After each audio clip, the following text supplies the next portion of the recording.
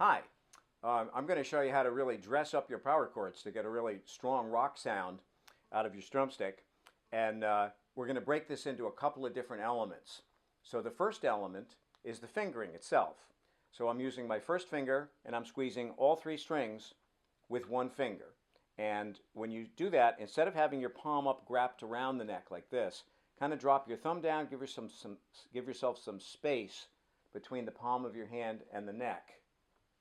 And that way your finger straightens out, you've got a little more leverage and a flatter surface to squeeze with. And if you roll a little bit onto the edge of the finger, that doesn't hurt either.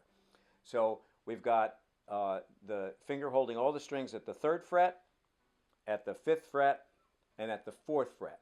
So that's our basic chords, the open strings.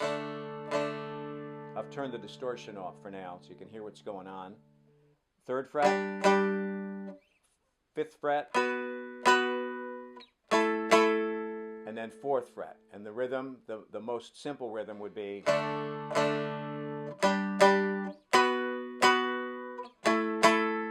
So you can practice that until you've got the fingerings down. The next element is what we call a cutoff. If you have squeezed and strummed, the sound keeps ringing. But if you relax your squeeze, that stops the sound. That's called a cutoff or a cut. And if you do that in a rhythmic pattern,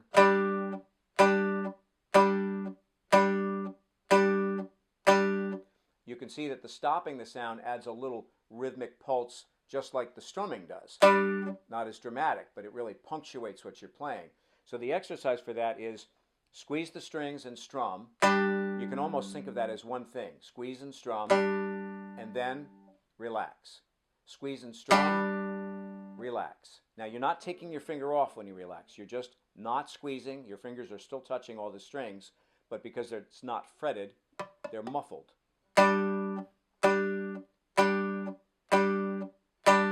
This is like, a gripper ball exercise. It develops the strength in your wrist and in your finger. It's a great exercise, and it's also a very useful percussive technique to use with the power chords.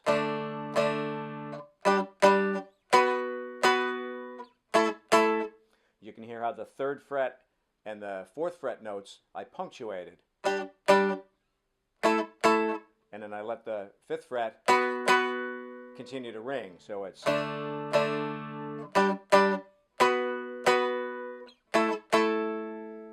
So practice that technique by itself, then fit it in with the power chord sequence that you've also already practiced by yourself, and then we'll be ready for the next element. The third element is the snare sound. If you have squeezed the strings and strummed, and then you relaxed, that's the cut. If you then strum the strings again without squeezing, you get a snare sound. We'll call it a snare sound. So you have. Whatever rhythm you play comes out with a sort of a drummy kind of sound. But if you just do that in one little strum in the middle of something else,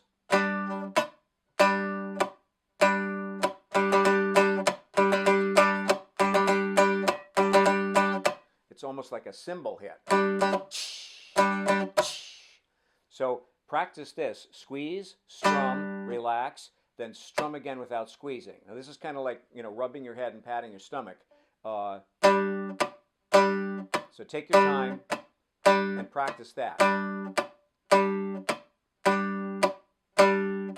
Now here's how we'll fit that in.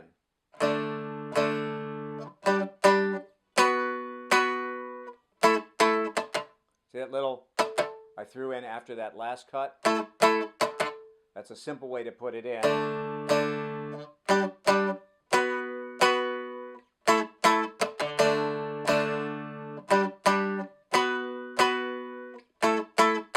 That's that little forehand that brings you back around to the beginning again. But I could do it any place that I was already cut.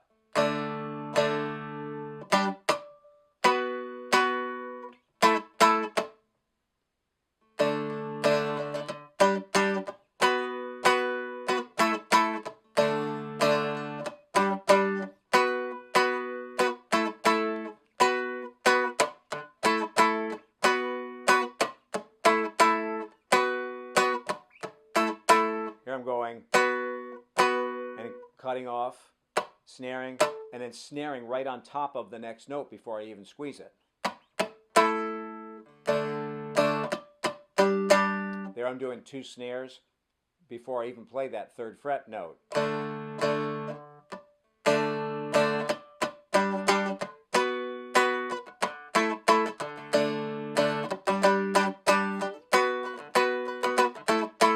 So now I'm mixing together 3 different elements: the basic chord, the cutoff sound, and the snare sound.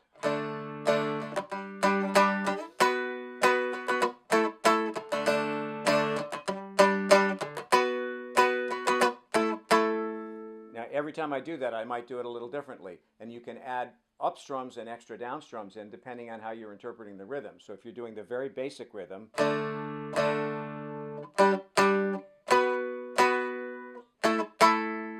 then you add some upstrums.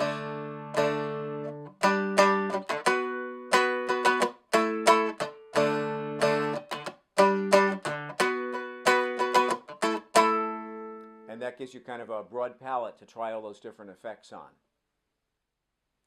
Now, if you have a Strumstick with a built-in pickup and you have an amp with distortion settings and maybe a delay setting,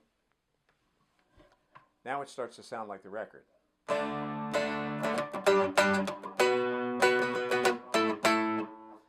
You might notice I have a little echo set on my delay, and when you do a cutoff, that gives a little space for that echo to be heard in.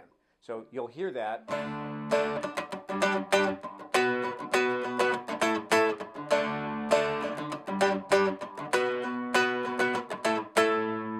And the snare also shows up in those little dead spaces too.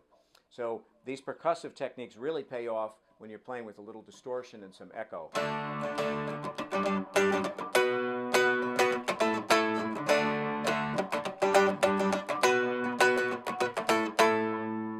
So rock on with your Strumstick and send us a note. Let us know how it works out.